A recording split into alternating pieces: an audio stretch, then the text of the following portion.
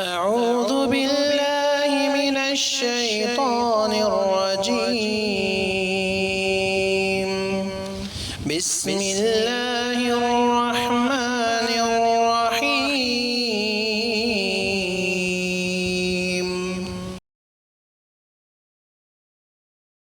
بسم الله الرحمن الرحيم الحمد لله رب العالمين والصلاة والسلام على سيد المرسلين نبينا محمد وعلى آله وأصحابه أجمعين ومن تبعهم بإحسان إلى يوم الدين. أما بعد، يقول الله سبحانه وتعالى: فاسألوا أهل الذكر إن كنتم لا تعلمون. معزز سامعین و مشاہدین، شہر بنگلور کے کچھ احباب نے اس خواہش کا اظہار کیا کہ وہ ہفتے میں ایک دن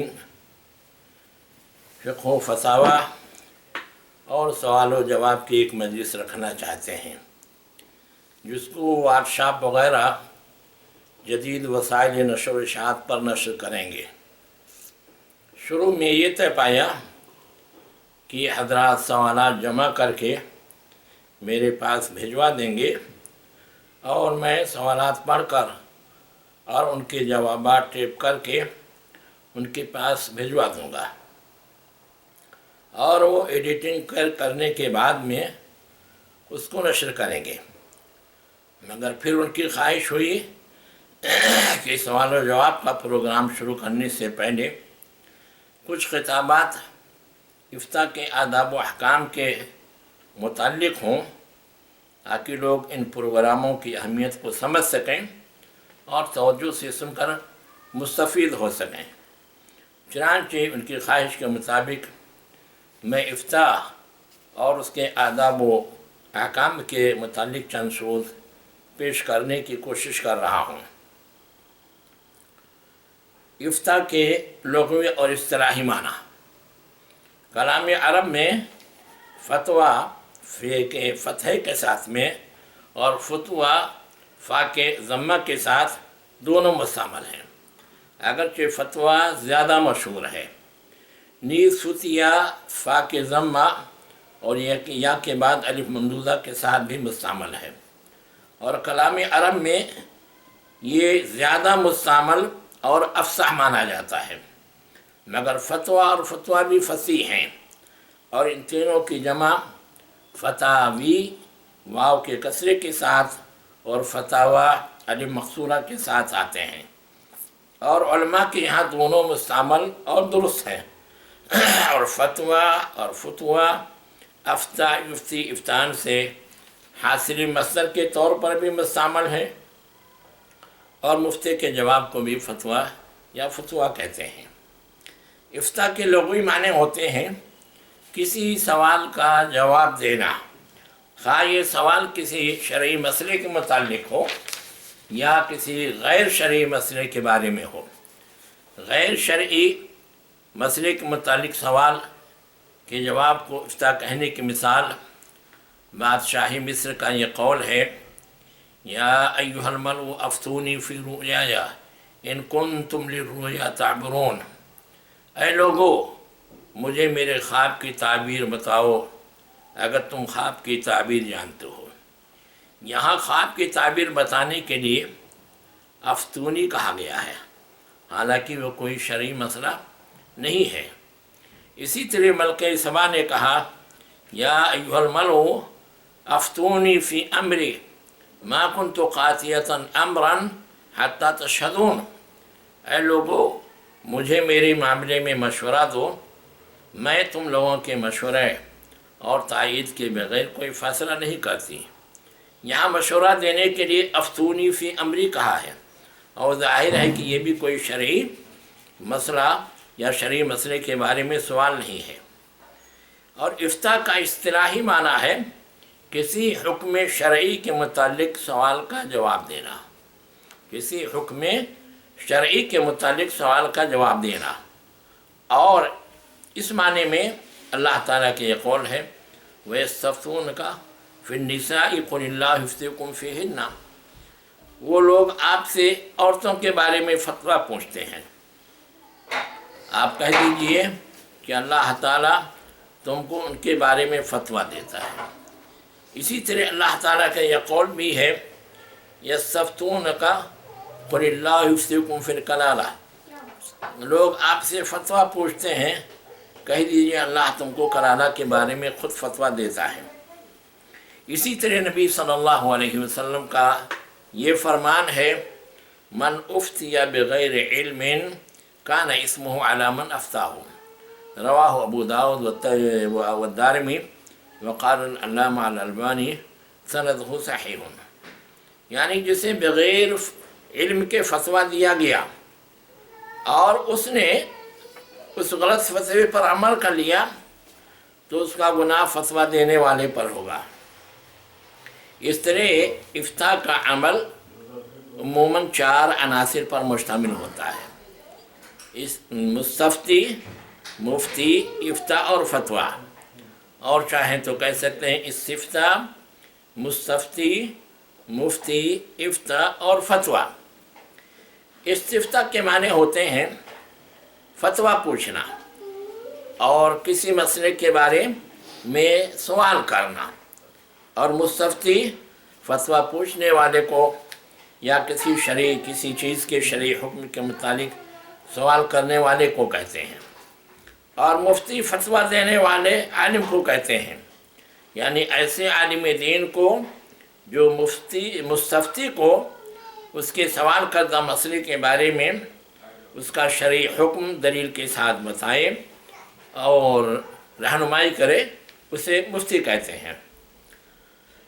فتویٰ مفتی کے جواب کو کہا جاتا ہے، اور جیسے کہ پہلے بتا چکے ہیں کہ فتویٰ، فتویٰ اور فتیہ تینوں الفاظ مستعمل ہیں۔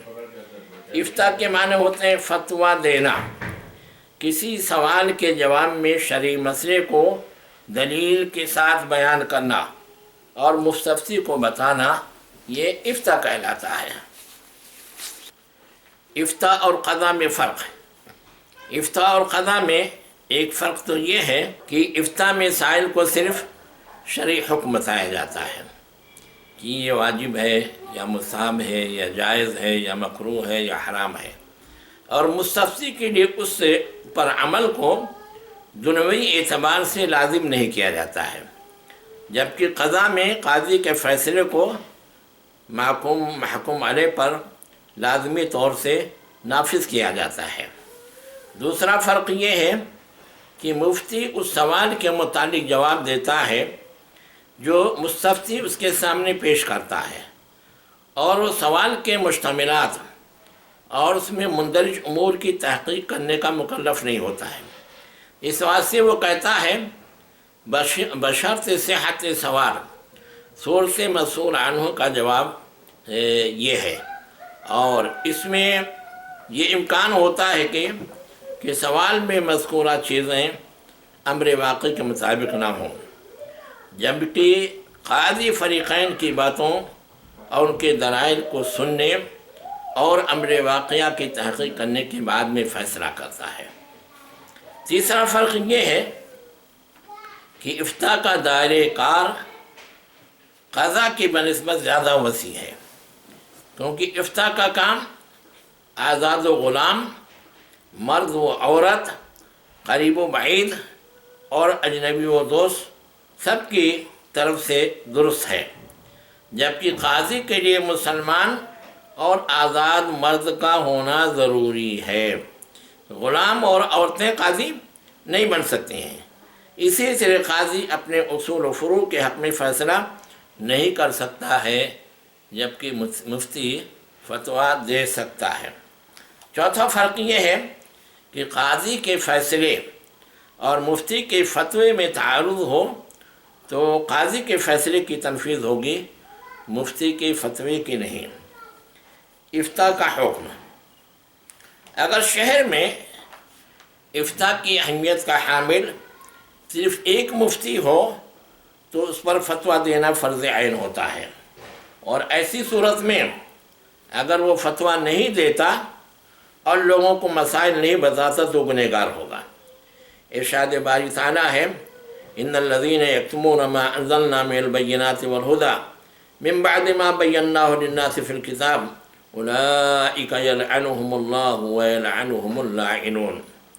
बेशक जो लोग छुपाते हैं उन वाज़ेह निशानियों और हिदायत की बातों को जो हमने किताब में खोल खोल करके बयान कर दिया है, यही लोग हैं जिन पर अल्लाह लानत भेजता है और दीगर लानत भेजने वाले भी लानत भेजते हैं। इसी तरह अगर उससे किसी ऐसे शख्स ने मसला पूछा जिसको बर वक्त उसके फतवे की ज़रूरत है और जवाब न मिलने की सूरत में उसे ममनू अम्र में पड़ने का ख़तरा है, जैसे किसी मुफ्ती से एक शख्स ने नमाज का एक मसला पूछा और नमाज खड़ी होने वाली है, वक्त तंग है और इस शख्स के लिए किसी दूसरी मुफ्ती से जाकर फतवा पूछने का मौका नहीं है और मुफ्ती को, जो मुफ्ती यहाँ मौजूद है जिससे वो पूछ रहा है मसला, मुफ्ती को मसला मालूम है, तो इस पर फतवा देना वाजिब है। और मज़कूरा हालात में अगर वो फतवा नहीं देता है तो ऐसी सूरत में वो गुनहगार होगा। इसी तरीके से अगर किसी फतवा देने वाले की अहलियत रखने वाले आलिम दीन को हाकिम वक्त ने, बादशाह वक्त ने इफ्ता के मनसब पर फायज किया है तो उस पर भी, इस आलिम दीन पर भी फतवा देना वाजिब है, क्योंकि उलुल अम्र की इताअत वाजिब है। फरमाने बारी ताला है, या अय्युहल्लज़ीना आमनू अतीउल्लाह व अतीउर रसूल व उलिल अम्रि मिनकुम, ए मोमिनो अल्लाह की इताअत करो और रसूल की और उलिल अम्र की इताअत करो। और अगर उस शहर में दो या दो से ज़्यादा मुफ्ती हों तो फतवा देना फ़र्ज़ किफ़ाया होगा, यानी उनमें से कोई भी फतवा दे दे तो दूसरे लोग गुनहगार नहीं होंगे, और अगर कोई फतवा न दे तो सारे लोग गुनहगार होंगे। और जिसे अहकाम शरीयत का इल्म ना हो उसके लिए फतवा देना हराम है, या तो उसने दीनी उलूम की तालीम हासिल ही नहीं की है, बस इनसे उनसे सुन करके फतवा दे रहा है, तो ऐसे आदमी के लिए फतवा देना हराम है।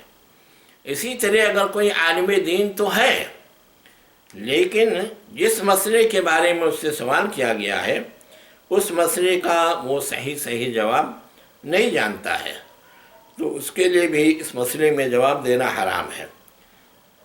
हदीस अभी जो गुजरी है, मन उफ्तिया बगैर इल्मिन काना इस्मुहु अला मन अफ्ताहु, उसकी दलील है।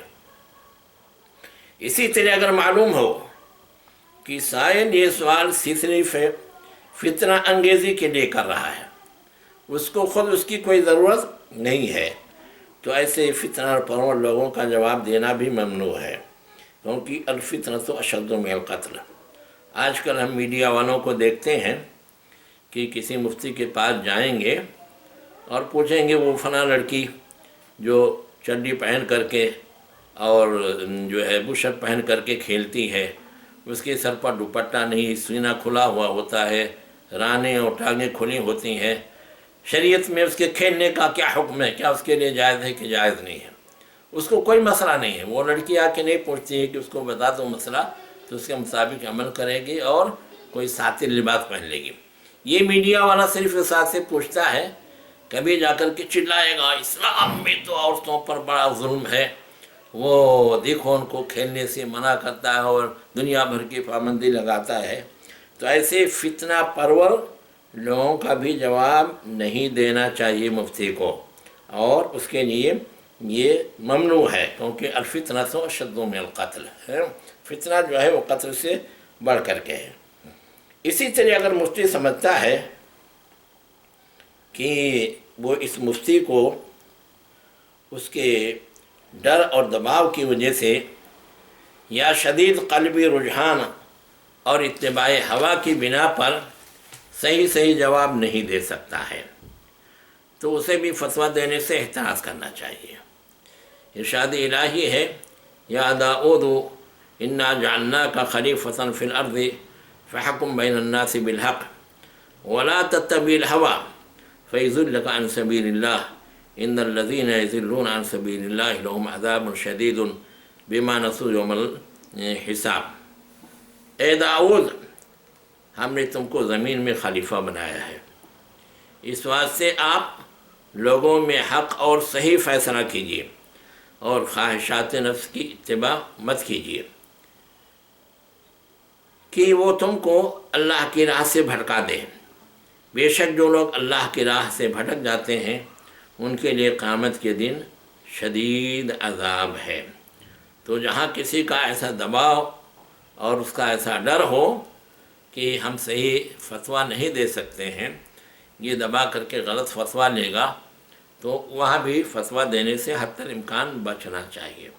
اور معلوم ہے امام مالک رحمۃ اللہ علیہ وغیرہ نے دباؤ قبول نہیں کیا حکام کا، اور اس کی وجہ سے بیچاروں نے مصیبتیں جھیلی۔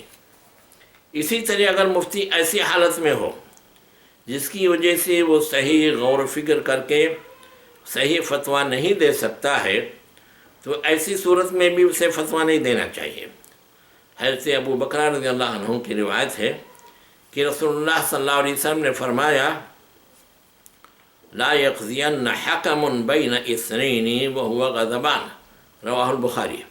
یعنی کوئی قاضی دو آدمیوں میں اس حالت میں فیصلہ نہ کرے کہ وہ شدید غصہ میں ہو، اور مفتی بھی قاضی کی طرح ہے، اس واسطے اس کے لیے بھی یہی حکم ہے۔